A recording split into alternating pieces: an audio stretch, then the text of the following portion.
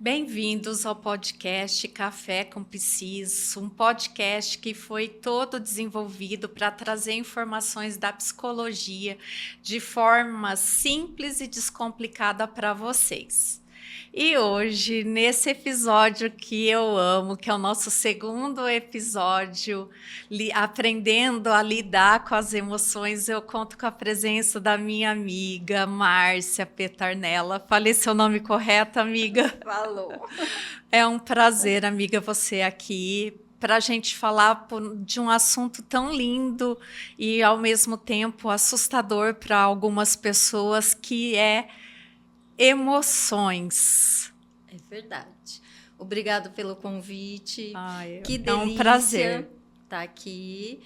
E para falar de um tema que é tão gostoso e divertido. E não divertido é? mesmo. E que é apesar de ser complexo, é um tema que é muito divertido e gostoso de estar falando, né? Então, agradeço o convite, muito obrigado. E vamos falar sobre esse tema, né? Vamos. Que é muito gostoso. E eu já vou começar fazendo a pergunta que as pessoas mais colocaram no meu Instagram, numa enquete que eu fiz, tem como controlar as emoções? Vai lá. Controlar? Essa palavra é forte, né? E eu acho que, é pesada, parece que coloca a pessoa como se fosse, olha, eu sou obrigada a controlar, né? Isso. Eu diria assim, não controlar, mas lidar. Eu acho que a gente pode e consegue lidar com as emoções. E isso sim é possível. Nós podemos aprender a lidar com as nossas emoções a partir do momento que a gente conhece essas emoções. Ai, que bom. Então, tem esperança para aquelas pessoas que falam assim: eu não quero sentir isso, eu não consigo lidar com isso.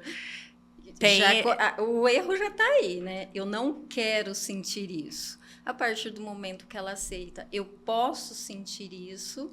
Ok, já é o primeiro caminho. E é interessante, geralmente as pessoas associam com o controle com o não sentir. E o que a gente vai falar é exatamente o contrário aqui hoje.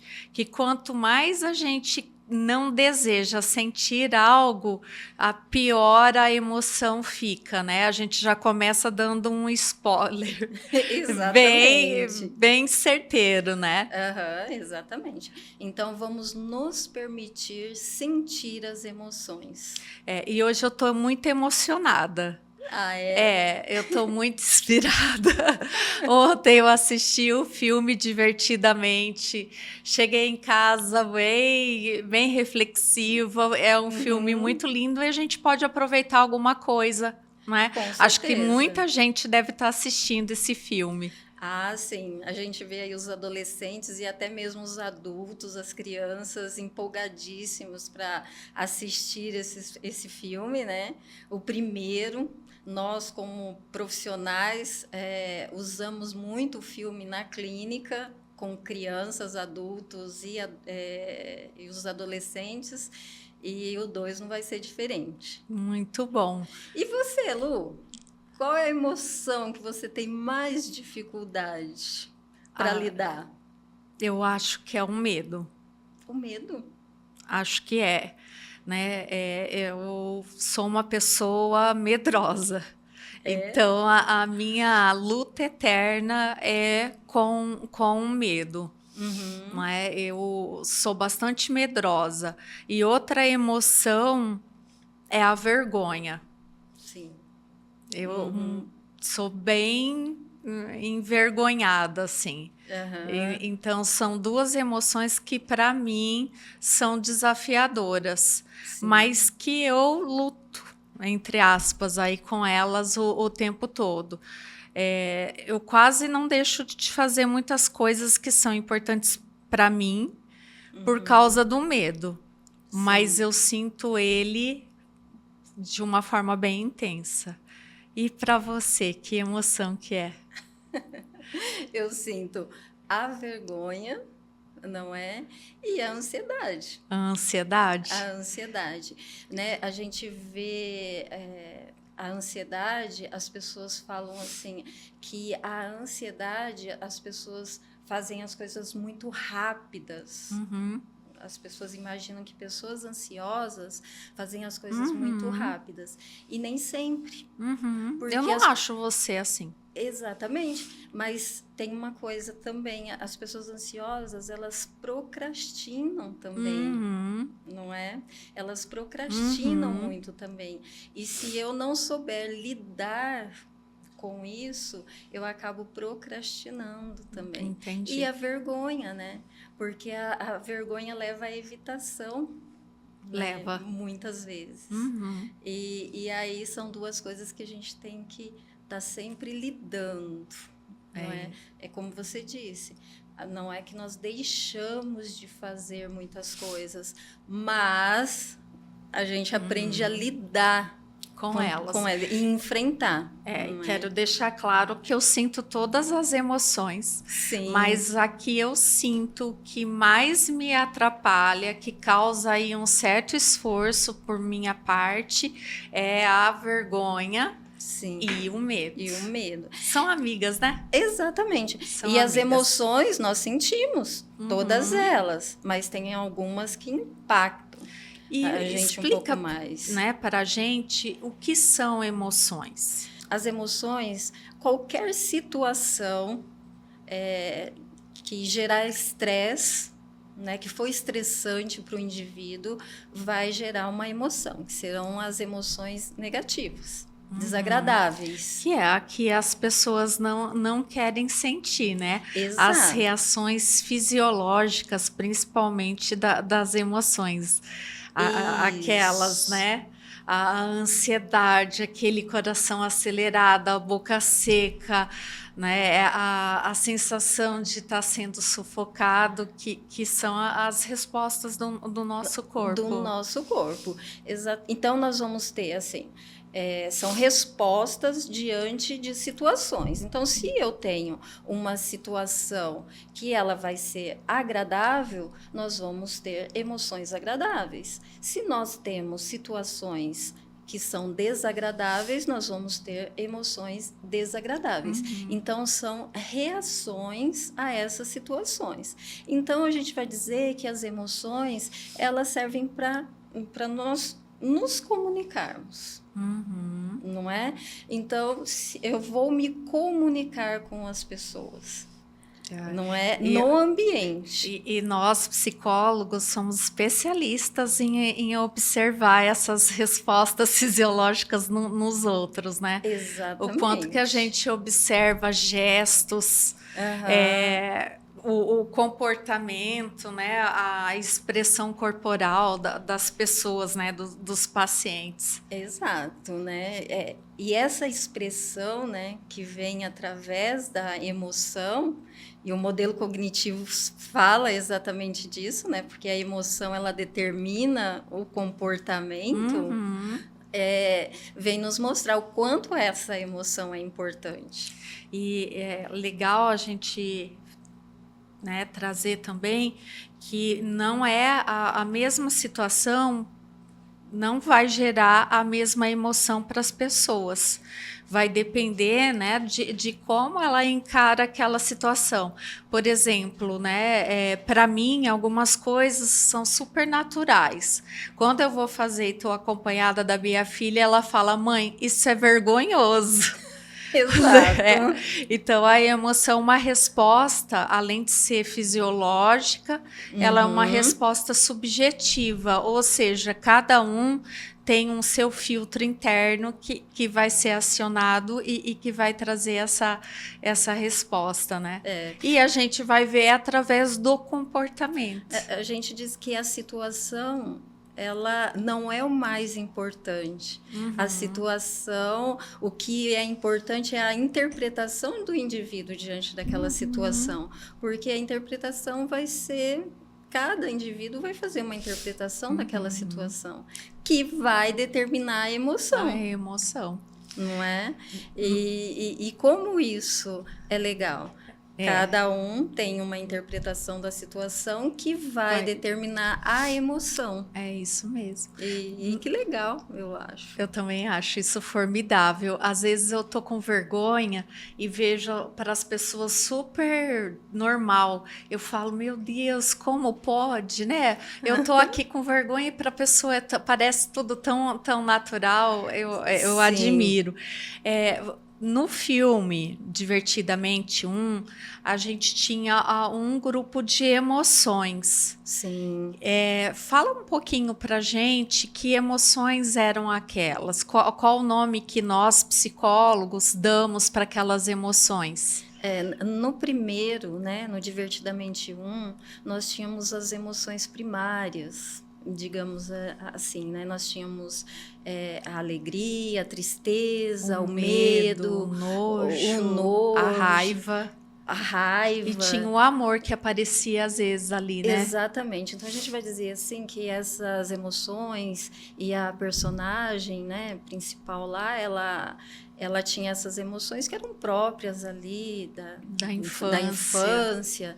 Então ela fala bem dessas emoções primárias. Já no Divertidamente 2, ela vem com essas emoções que são próprias aí da adolescência. Que ela tem que lidar ali com o tédio, com a vergonha, não é? Com a ansiedade. Eu adoro a inveja. Pois é. Ai, a inveja pititica daquele jeito, linda. E como que é aquela da senhorinha, gente? Esqueci o nome dela, que quando a gente fica saudosista, eles dão outro nome lá no filme. Mas fica sim. assim, das lembranças do passado, Isso. né? Muito lindo. Isso. Não é a melancolia. Bom, esqueci. Enfim, a gente vai ver ali a inveja, justamente a comparação, não é, que o adolescente faz, não é, com os colegas. Então, o colega tem mais facilidade para tem mais conversar, amigos, tem chega mais já não tem, né? Isso, então a gente vai ver ali essa comparação. O tédio é aquele desinteresse justamente na vida familiar, no contexto familiar. Então, a gente vê um adolescente meio entediado e a família, muitas vezes, ela não consegue entender isso. Né? Ela fala assim, nossa, mas não quer fazer mais nada com o pai, não quer fazer mais nada com a mãe, porque tem um novo interesse. Os amigos passam a ser mais interessantes, a vida social, a área social começa a ser mais interessante. No filme retrata bem que a ilha da família... ela fica bem mais num cantinho. Sim. E a ilha dos amigos toma um lugar principal. E assim, é totalmente compreensível. Eu achei fofo no Divertidamente 2, porque passa os sentimentos dos pais. E assim, os pais também têm sentimentos, né? E sofrem também, né? Tem reações também emocionais com o comportamento do adolescente, né? Diante do jeito que eles reagem. É muito bonito. As emoções primárias, elas são emoções que todo mundo, independente da cultura, independente do lugar que nasce, ela nasce com esse combo. É como se fosse o combo... né, como que a gente fala, tem o combo básico e tem o premium. O premium são as emoções secundárias que a gente vai desenvolver um pouco mais tarde. Sim. E é muito bonito ver, né, o desenvolvimento humano. Sim. Tem emoção boa ou ruim? Não é, a gente vai dizer que tem emoções agradáveis e emoções desagradáveis. Você atende bastante adolescente. Sim. Te admiro, amiga. É um desafio atender adolescente. Tem que ter um time bem rápido, né? Eu digo que é muito divertido atender adolescente. Sério? E dinâmico. E dinâmico. Não é porque eles são muito rápidos. São. Eles são muito rápidos. porque ali eles estão ainda com as crenças, vamos dizer, frescas. Então, eles estão aptos a fazer essas modificações, não é? Eu digo que os adultos, eles já estão com crenças enrijecidas, não é? E ali não. Os adolescentes, eles estão prontos para mudanças, eles querem mudar, não é? Eu acho isso muito, muito bacana. Qual é a queixa em termos de emoções lá no seu consultório dos adolescentes? O que eles mais reclamam, se queixam de sentir? A ansiedade, não é, por conta Da comparação, da né? comparação. Você acha que com a rede social piorou? Porque você e eu pegamos uma época que não existia rede social, né? Na nossa adolescência. Não existia essa... Então, ficou muito... essa comparação ficou muito, né? Como que eu diria? Evidente, né? Eles se comparam o tempo todo. O tempo todo. Não é só na escola, não é só num passeio, tá dentro de casa, é a casa, é o quarto, é tudo eles comparam. Né?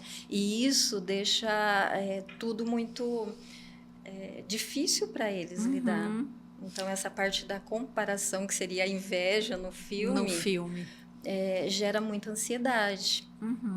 Para eles. Então, eles comparam as notas, eles comparam... Se preocupa com notas, porque não sei, viu? Eu não ando vendo a galera preocupada com nota, não. Nossa, demais.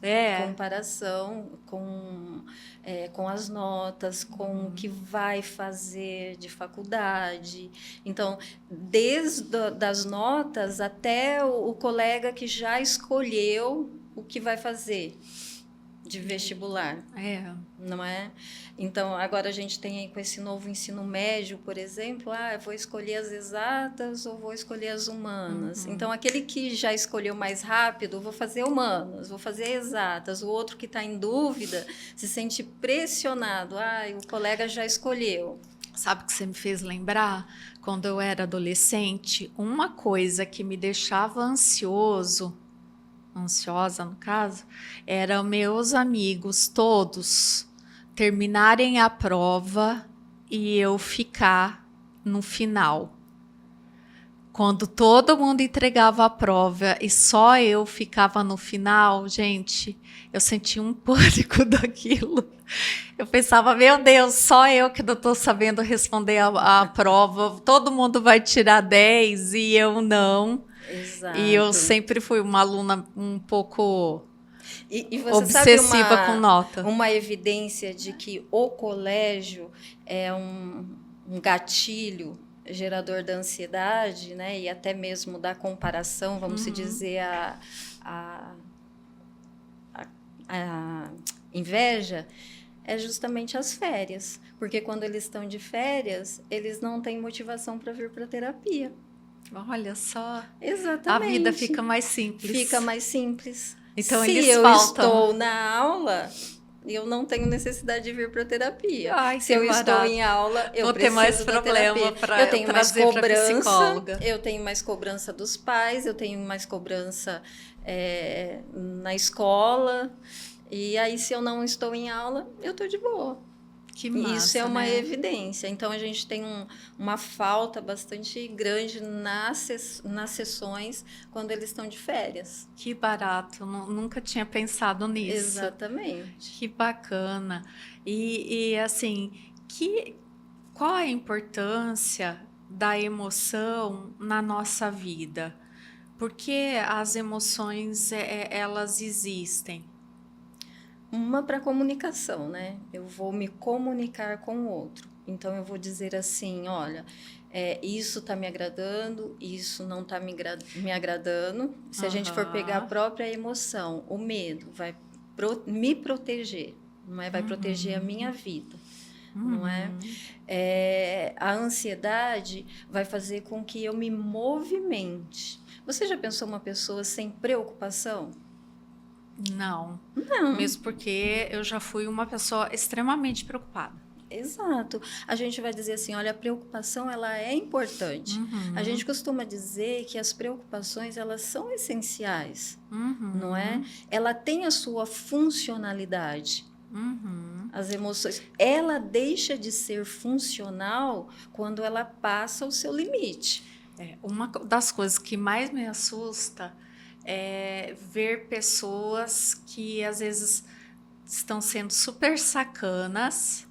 E aí a gente olha para a cara daquela pessoa e ela tá com a cara mais, né, assim, tá tudo bem, não tô fazendo nada, aquela cara de paisagem, né, que aí é a falta de expressões, né, de emoção, que a gente não consegue ler o que aquela pessoa tá pensando, né? E aí, o que você diria sobre isso? Isso é funcional?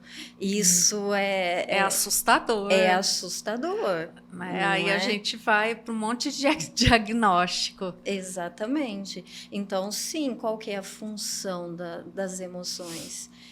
Todas elas têm a sua funcionalidade. A gente vai dizer que ela perde a sua função quando ela excede. Então, cada uma delas, elas estão aí para que a gente siga, para nos ajudar. Eu fico pensando que a vida sem emoção seria como uma vida sem uma comida sem tempero, né? Exato. Como que a gente seria sem elas? Não, né? E é importante a gente lembrar que as emoções primárias, que é alegria, medo, tristeza, raiva e amor, são emoções muito relacionadas à sobrevivência, ao instinto de nossa sobrevivência. Então, uma das, né, entre outras funções das emoções é nos manter vivos. Sim. É lógico que depois veio a nossa racionalidade e as coisas evoluíram, então nós conseguimos acessar informações, fazer análises, mas uma das funções é garantir a nossa sobrevivência, economizar tempo. Eu sempre brinco com meus pacientes, né? Imagina a sala aqui pegando fogo e a gente falar assim, nossa, tá pegando fogo. Não, vai vir um medo e a gente vai sair correndo daqui, né? Então, uma das funções da emoção é economizar tempo. Exatamente. E também trazer energia para a gente enfrentar obstáculos. Às vezes, uma emoção um pouco mais exacerbada faz a gente, né, ganhar forças para enfrentar os desafios. Exatamente. Ai, mas eu amo a parte das emoções, que é nos conectar com as pessoas e também trazer informações para a gente, né? É como se fosse também uma, né, das nossas bússolas internas, além da razão, para a gente decidir que ações que a gente vai tomar. Olha só que frustrante quando nós vamos mostrar ou compartilhar algo que é importante para nós, para alguém, e a pessoa fala assim, tá, não demonstra emoção nenhuma, e faz, Aí você, como assim, gente? Não, é incrível, né? A minha filha fez uma viagem de 3 dias da escola. Eu imagino que tenha sido maravilhoso. E aí, Júlia, e aí? Ela, foi legal. É isso que temos, né, gente? Foi legal. Então, a pessoa, quando ela não demonstra nenhum tipo de emoção, né, você fica frustrada também. Então, o importante não é negarmos essas emoções, mas sim aprendermos a lidar com elas, não é? E todas elas têm a sua funcionalidade. Vamos falar um pouquinho sobre a função das emoções? Sim. Né? Acho que, pelo menos de algumas, né, que são bastante emoções, mas as principais. Sim. Amor. O amor, como ele mesmo já diz, né? A gente compartilhar isso, aproximar, A gente das outras pessoas, né? aproximar um do outro, Uhum. não é? Dizer o quanto você se importa com a outra pessoa, né? Isso é muito importante, a aproximação. É. Bom, a raiva. Eu amo a raiva. Amo. Sim, a raiva é aquela interpretação, né? Você já pensou se não existisse a raiva e nós viveríamos sofrendo injustiça, a falta de respeito. Então, a função da raiva é nos mover, Impor limites, impor né? limites, a falta de respeito, a injustiça. Só que vamos lá, né? A sua função é essa, impor limites, nos posicionar perante a injustiça. Só que também não é ir lá e sendo agressivos. Isso É de mesmo. maneira racional. Né? Essa é a função, impor limites, mas não de maneira irracional. Na clínica, não sei se você tem essa demanda, mas eu tenho muitos pacientes que vêm com problemas de controle da raiva. Sim. Então, são pacientes que brigam no trânsito, que já foram agredidos ou que agrediram no trânsito. Sim. Casos assim, bem sérios. Sim. Não violentos em casa, mas principalmente no ambiente externo. E que traz prejuízos aí, esse descontrole, né? Na clínica, eu costumo trabalhar assim com os meus pacientes. O que é certo e o que é errado, né? Porque o que é certo para mim não vai ser para você. Então, qual é o critério que a gente usa para avaliar isso? Então, errado é tudo aquilo que traz prejuízo para a pessoa e para quem está ao redor. Se traz prejuízo, é errado. Não é? Então, eu agredir uma outra pessoa é errado? Sim, porque vai trazer prejuízo para você e para outra pessoa. Indiferente de leis e regras, eu agredir uma outra pessoa é errado.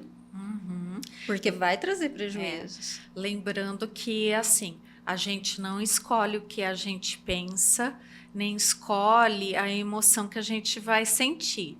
Mas a gente escolhe se a gente vai acreditar no que a gente pensa e o que a gente vai fazer com aquilo que a gente está sentindo. Exatamente. O comportamento é uma escolha, embora muitas vezes a gente diga, eu não consigo controlar.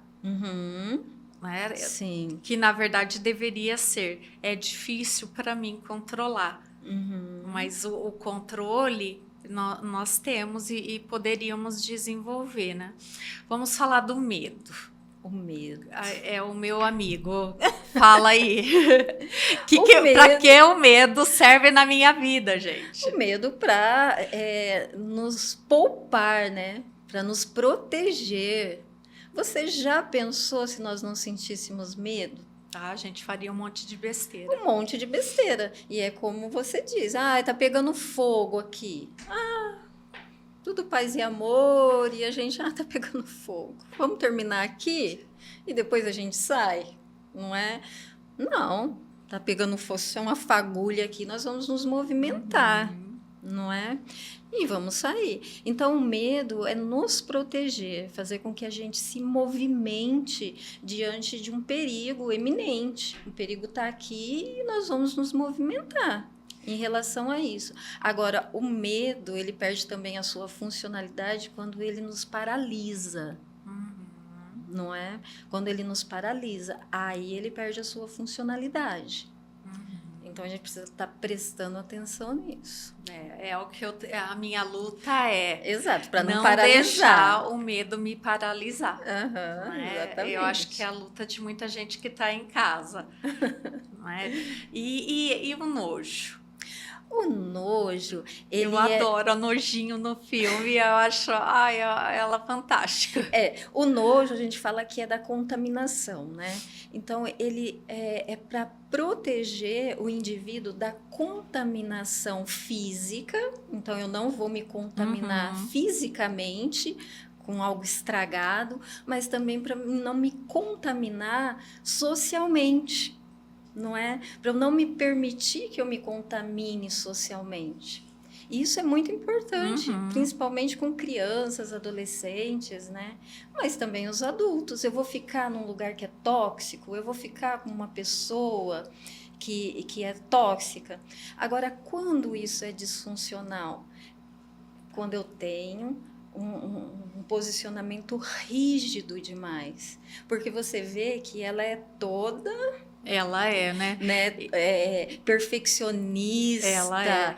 Né? Ela tem ali toda uma perfeição, até o corpinho dela, a estética dela, tal, e é como se ela olhasse com aquele olhar assim. Então, ela tem esse formato de exigência, não é? E isso, até que ponto isso é bom também? Você vê que a inveja, ela já vai direto... Lá no nojinho, porque tem esse lado essa ligação, tóxico, né? Dessa exigência. Então, a gente vai ver assim, olha, o nojo, ele realça essa preservação da contaminação, tanto social quanto física. Que bacana, eu nunca tinha pensado assim. Que legal.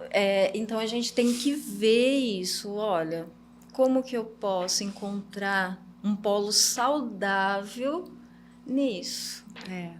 E vem a inveja ali e olha para isso, já chama atenção ali, porque a inveja, ela tá toda ali muito perfeccionista, sempre muito impecável, com essa exigência. De uma certa forma, isso é tóxico. É isso mesmo. E a tristeza? Nossa, eu sou de boas com a tristeza. Pois é, né? A tristeza também é uma forma de você avaliar, olha, esse ambiente me deixa triste, essa pessoa de alguma forma também não é saudável, essa situação, não é, me gera essa tristeza, esse mal-estar. Ela está muito relacionada à reflexão, né? A reflexão. A gente parar para pensar naquilo que a gente está fazendo. É uma constatação negativa. A gente vai falar que o indivíduo faz uma constatação negativa de algo. Não é? Essa interface entre o pensamento e a interpretação, né, da situação. Então, ele está fazendo uma interpretação negativa do que aconteceu. E aí, como que ele pode se movimentar em relação a isso? Falamos de todas as emoções primárias. Sim, medo, a tristeza, a raiva. Raiva. Sim. Tá. A ansiedade. A ansiedade, a gente vai dizer que o medo é o medo, só que quando o medo, ele é o perigo, ele é iminente, ele está presente, a ansiedade é um medo no futuro. Ele não aconteceu ainda. Né? Tanto é que lá no filme, é lindo demais. Muito lindo. A ansiedade fica no comando da personagem e parece uma cena que todas as probabilidades estão sendo analisadas. Que o ansioso faz isso, né? Ele tenta criar 1001 cenários para ver e identificar quais são os perigos que ele pode vir a enfrentar. Ele fica hipervigilante, a gente diz, né? E isso não é legal. Porque vai deixar ele mais ansioso. A gente diz que o ansioso, ele gosta de estar no controle. Não é? É verdade. Por quê? Porque o risco de alguma coisa dar errado é menor. Você sabe que fez eu me lembrar de eu atendia crianças, né? Não atendo mais. Mas eu lembro de um menininho que eu atendi e um dia eu achei incrível. Ele me falou assim, eu penso em todas as coisas ruins que pode acontecer, porque se elas acontecerem, eu vou saber o que fazer. Eu vou estar preparado. E eu vou sobreviver e as outras pessoas não. Sim. Essa é uma crença, né? É uma crença central do ansioso. Exatamente. Ele quer ter o controle porque ele quer... Crença intermediária, né? Exato. Antecipar os problemas. Se eu tiver o controle... eu vou estar seguro. Eu vou estar seguro. Traz segurança. Então, eu queria fazer um paralelo, né, para as pessoas que estão nos ouvindo entenderem que se a emoção que você está sentindo, ela for passageira, não trazer prejuízos na sua vida, quer dizer que você não tem muito com o que se preocupar. Sim. Porque as emoções, elas não ficam, elas não duram Sim. o tempo todo. E é do nosso organismo, naturalmente, fazer o processo de reequilibrar as emoções. Então, não existe nenhuma emoção que não passe. Todas passam, independente do que a gente fizer para elas passarem mais rápido. Então, elas vão diminuir naturalmente. Né? Eu tenho um exemplo que a minha professora dava. Ela dizia, imagina que as emoções são como o mar. Né? O mar, ele nunca está lisinho. Né? Sempre tem uma ondinha e tudo mais. Aí ela comentava, se o mar tem ondinhas e tudo, tá ok. Mas de vez em quando o mar vai estar mais agitado. Sim. Né? E nesse momento, uma das coisas que ela dizia, né? Aprenda a surfar. Né? Ao invés de você lutar contra essa onda, tenta surfar nela. Porque Sim. aí a onda ela vai morrer. E todas as emoções, elas têm um momento que elas sinalizam. Sim. Só que quanto mais a gente tenta lutar contra, mais as emoções se intensificam. Exatamente. Sabe que eu esqueci? Porque tem pessoas que são mais emotivas, têm mais emoções assim intensas e outras não. Esqueci de te perguntar isso.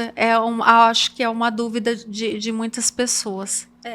A gente, primeiro, né, a dificuldade da educação parental. Então, nós vamos ter pais que têm dificuldade de fazer essa orientação, não é? De como lidar. Então, a educação, a educação parental. Também, se eu não sei educar, não vou ensinar, né? Não vou ensinar. Então, aqui a gente tem a parte biológica. Tem gente que já nasce mais ativo, né, emocionalmente. E a gente não tem uma explicação por que isso acontece, tá, pessoal?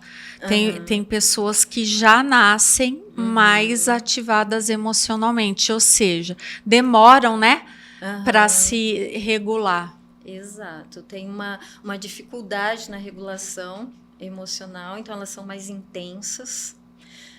Por que tem isso? Pode ser da mesma forma. Tem um diagnóstico de TDAH, tem um diagnóstico de TOD, tem um diagnóstico borderline, né? Transtorno bipolar. Exatamente. Então, a gente vai dizer que tem uma dificuldade fisiológica, biológica aí. A orientação parental, o ambiente. Então, essas pessoas vão ter mais dificuldades, não é? De fazer essa regulação emocional. Regulação emocional nós deveríamos aprender quando criança.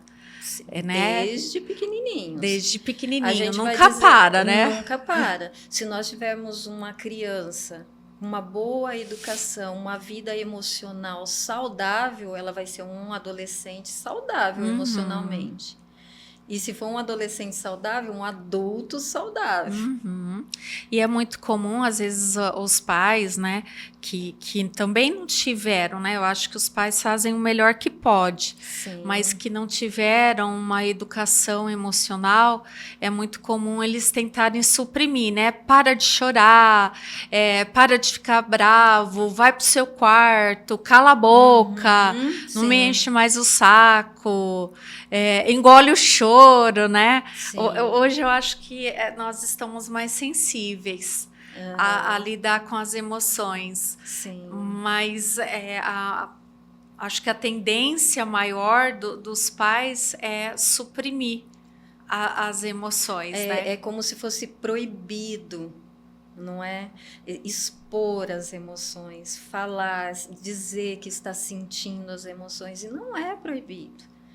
É importante falar, é importante demonstrar, dizer o que está sentindo. Não é? Como que um pai, você atende adolescente, que você aconselharia, orientaria, né, os pais quando o adolescente vier falando, né, nossa, eu tô me sentindo ansioso, com inveja, como que deve ser? Primeiro que o adolescente ele não vai falar, não é? Ele não vai chegar difícil, falando. Né? Se ele não foi acostumado desde pequenininho a falar, ele não vai falar na adolescência. Então, primeiro que tem que respeitar esse adolescente, o momento que ele quer falar. O pai vai perceber que tem alguma coisa. Se forem pais atentos, pais que estejam atentos a isso, ele vai perceber. Então, qual é a orientação? É que vai chegar nesse filho e falar, filho, tá acontecendo alguma coisa? Você quer falar? E se for um filho que, quero, então tudo bem, deixe ele falar. Ouvir. Ouvir. Agora, se ele falar, não é nada, não quero falar, então vai dizer assim, tudo bem, a mamãe ou o pai, a mãe tá percebendo que tem alguma coisa, mas se você não quer falar, tudo bem. Estou aqui, a hora que você quiser falar, eu vou te ouvir. Pronto, não é? Mas é importante que desde pequenininho os pais tenham o hábito de ouvir, não é? Eu falo, meu netinho vai fazer 4 anos, agora o mês que vem, e a minha filha faz muito isso, né?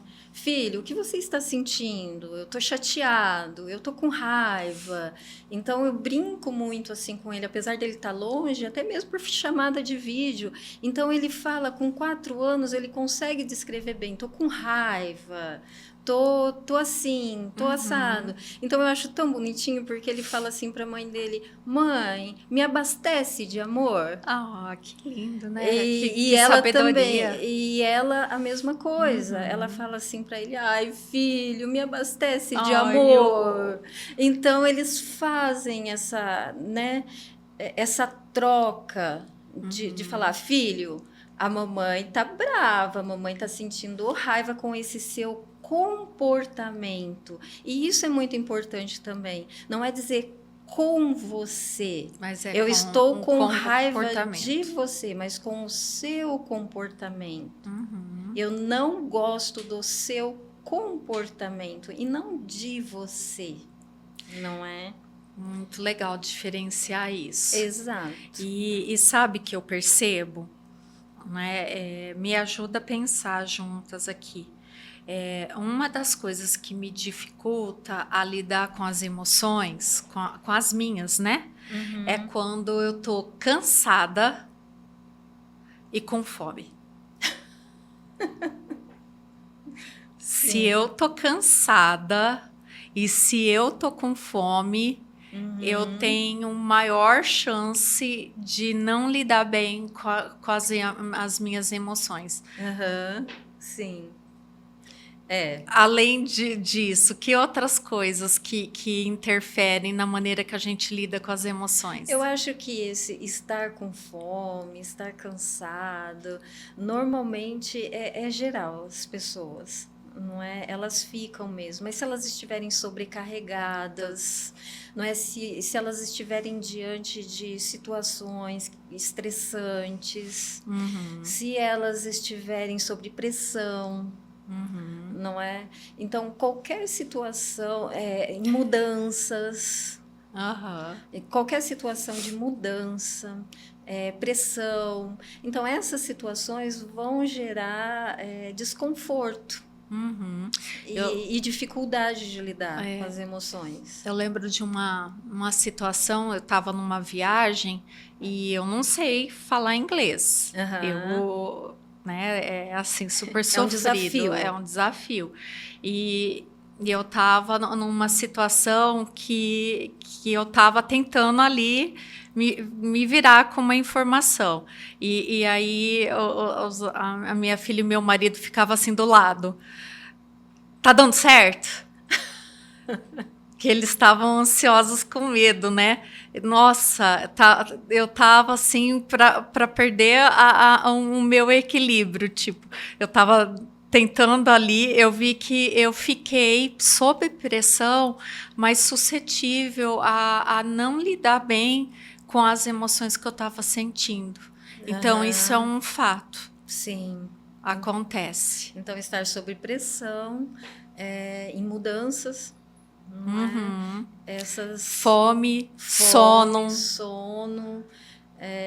fora da rotina, não é? Em situações que te coloca fora da sua rotina, às vezes vai colocar você com mais dificuldade de lidar com essas emoções, não é? Com certeza. E na clínica eu observo muito algumas coisas, principalmente sobre os pensamentos que as pessoas têm sobre as emoções. Então eu vejo assim que uma das coisas que as pessoas pensam e que dificulta bastante, às vezes elas lidarem, é acreditar que as emoções são perigosas. Sim. Eu percebo que todos os meus pacientes que têm essa crença que as emoções são perigosas são pessoas que possuem bastante dificuldade em regular as emoções. Você lembra de alguma outra crença? É porque, na verdade, eles acham que... E eu acho que a mídia alimenta muito isso, né? Que a única emoção que é permitida é a alegria. Ou as agradáveis de sentir. A gente está num mundo assim, bem hedonista, né? Exatamente. Não podemos sentir culpa, não podemos sentir tristeza, de maneira né? alguma. Medo, nem nada. Então, é como se as emoções desagradáveis, elas não pudessem. E as emoções, elas não são saudáveis. Não é? Então, a gente não pode sentir as emoções. Né? Ou então, elas têm que ser controladas. Não, elas precisam ser controladas. A pessoa precisa ter inteligência emocional a todo custo. Ou estar feliz sempre o tempo todo. E que a inteligência emocional é não sentir emoção. E não lidar com elas. E não lidar com elas. É isso mesmo. Eu acho que isso é uma crença muito disfuncional. Outra coisa, né? Além das perigosas, né? Que as emoções são perigosas, é de que existe emoções ruins, que sempre estão associadas às desagradáveis. Exato. E como isso atrapalha. Como a gente disse... A regulação emocional. Quais os passos que você diria para as pessoas, né? Por exemplo, que ainda não tiveram a educação, que não tiveram ainda uma aprendizagem a respeito de lidar com as emoções, quais são, né, umas dicas que você poderia dar, no geral, para as pessoas irem aprendendo a lidar com o que está sentindo? Infelizmente, né, algumas pessoas só vão tentar aprender a lidar com as emoções ou qualquer situação quando elas encontram alguma dificuldade. Muito grande, né? Muito grande, que a gente chama de incidente crítico. Elas chegam no incidente crítico aí que elas vão tentar lidar com isso, não é?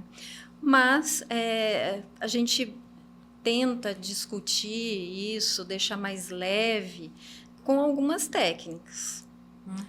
Olhar de fora o problema, se distanciar daquele problema, não é? Eu acho que identificar as emoções, né? Tem pessoas que não sabem o que estão sentindo. Exato. Como que a gente vai lidar com aquilo que a gente não compreende? Exato. Entender a função, né, das emoções na nossa vida. Tem coisas que a gente sente e que deveria realmente estar sentindo, né? Se permitir sentir, né? Se permitir sentir. Então, se permitir sentir, nomear o que está sentindo, não fugir, mas também buscar o equilíbrio, olhando essa situação de fora. Eu não preciso dar uma resposta imediata. Eu digo para os meus pacientes assim, por que você tem que dar uma resposta imediata? Eu faço isso quando eu tô com raiva. Eu dou um tempinho, me afasto daquela situação. Exato. E depois. É lógico que não é todo momento que dá para fazer isso. Mas na maioria das vezes dá para a gente respirar fundo e pensar na melhor maneira de reagir. Né? Exatamente. Eu li uma analogia, um conto que Buda estava sentado, né, meditando, e que veio uma pessoa, né, e deu uma pancada nele, né? Essa pessoa foi agressiva e as pessoas falaram: nossa, né? Mas você não vai reagir, não vai fazer nada? E aí ele diz: essa pessoa só me atingiu na superfície, né? No meu interior. Ela não me afetou. Eu acho que a emoção também está relacionada a isso, né? Exatamente. As coisas que a gente acredita, as nossas crenças, os nossos valores vão definir também as nossas reações. Com certeza, exatamente. Né? Então, vou fazer um resumo. Então, um passinho seria nomear as emoções, entender a função das emoções na nossa vida, ganhar perspectiva. Exato. O que mais que a gente falou? Eu costumo fazer assim também. Olha, uma dica.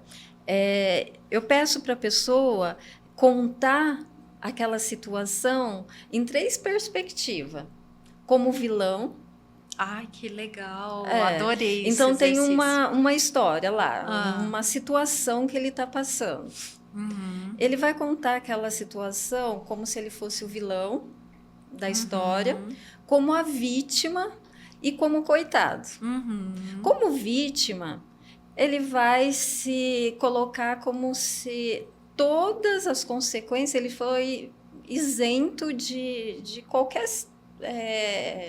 como se ele fosse isento de qualquer responsabilidade. Ele é a vítima. O vilão, como se ele fosse responsável por tudo. E o coitado é como se nada fosse dar certo. Tudo que ele tentasse fosse dar certo diante daquela situação. Faz ver de diferentes maneiras, né? Faz olhar aquela situação de diferentes maneiras. E isso ajuda a regular as emoções. Isso ajuda muito. Ele olhar por várias perspectivas. Que legal, esse exercício. Muito, muito bom. Eu penso também que a gente olhar as situações e ver se elas condizem com os fatos, né? Na TCC, a gente trabalha muito, né? Que Sim. não é a situação, mas o significado que a gente dá para as emoções, para as situações que causam a nossa emoção, né? Exatamente. Dependendo das nossas crenças, aquela situação ali que está causando uma determinada emoção vai atingir a gente de diferentes formas. Exatamente. É muito bacana, né? Uhum. É para encarar as emoções com medo? De maneira alguma. De frente. A gente tem que aceitá-las e lidar com elas, na verdade. E isso que tá beleza, né? E quem tiver, né, dificuldades, vão para terapia, né, gente? Buscar terapia. É isso mesmo. E uma situação, amiga, me dá um exemplo de uma situação que a interpretação vai interferir na maneira de reagir. Você lembra de alguma coisa? Porque eu disse aqui que a emoção, ela vai depender da maneira que a gente interpreta uma situação, né? Uhum. Você lembra de algum exemplo que você pode dar?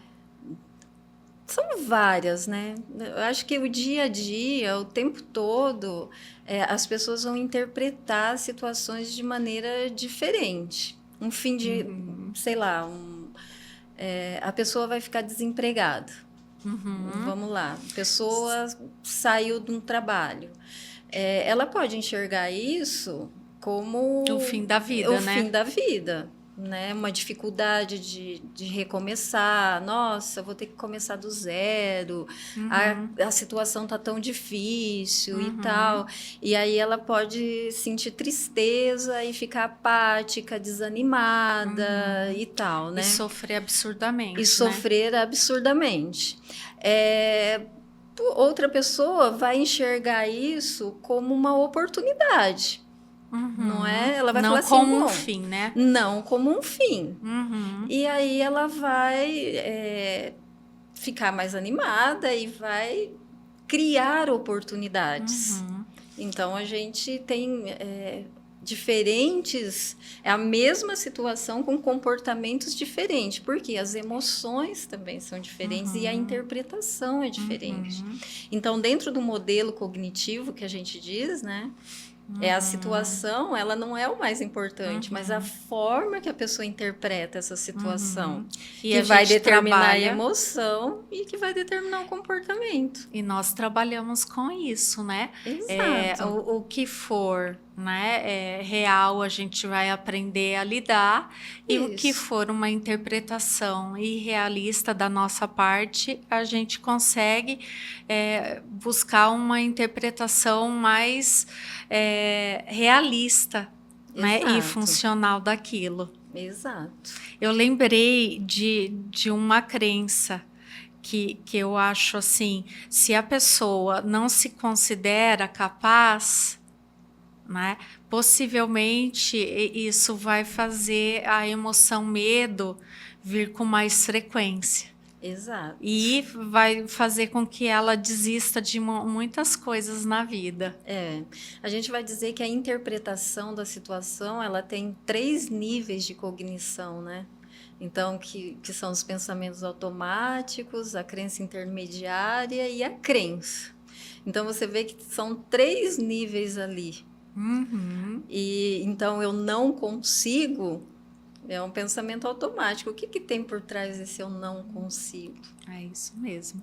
Então, olha, quem tiver dificuldade, que vê que a sua emoção traz prejuízos para a sua vida, que a emoção ela demora muito mais tempo, né, para se regular, são algumas coisas que já estão apontando que a pessoa precisa procurar ajuda, precisa procurar se desenvolver e conseguir lidar sem tanto sofrimento, né? Exatamente.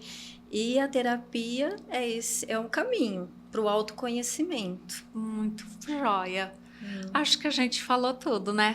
Acho que sim. O essencial. O essencial. O essencial. O autoconhecimento é uma busca constante. É isso mesmo. Então, olha, prestem atenção nas coisas que vocês estão sentindo, vejam e analisam se essas coisas estão, né, sendo compatíveis com as situações que estão acontecendo, e se precisar, vai procurar ajuda, porque a gente pode ter sim uma vida boa sem tanto medo daquilo que a gente está sentindo. Exatamente. Amiga, muito obrigada pela presença. Eu que agradeço. Vai ter próximas. Com certeza. Beijo. Beijo.